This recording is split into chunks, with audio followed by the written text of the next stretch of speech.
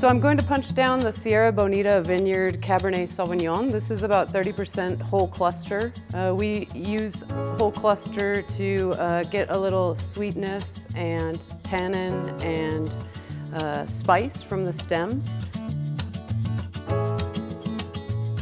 It's a really good way to add a depth of mid-palate. It's a sunny Sunday morning in Clarkdale, a couple of hours before the tasting room at Chateau Tumbleweed opens. This is about 5 days into its fermenting process. The conversion is happening and you can really start to get hints of what the nose is going to be like. Chris Potier and her husband Joe Béchard are busy punching grapes, steaming oak caskets, and preparing to barrel the latest harvest.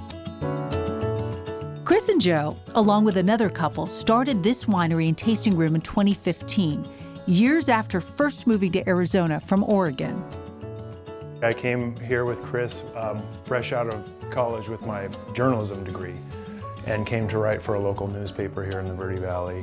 That's when they say they sort of fell backwards into the winemaking business.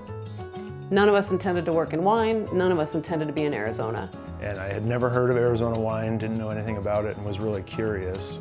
A year later, Joe started working up the road at Page Springs Cellars, essentially putting a cork in his journalism career.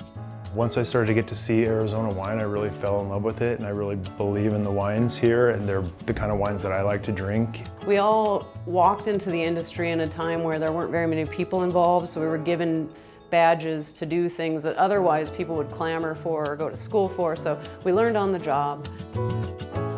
After about 15 years of on-the-job training, Chris and Joe, along with their partners, decided to go their own way. You know, it's kind of our own little project. We get to finally say what we wanted to say about Arizona wine and do it in a way that we wanted to do it.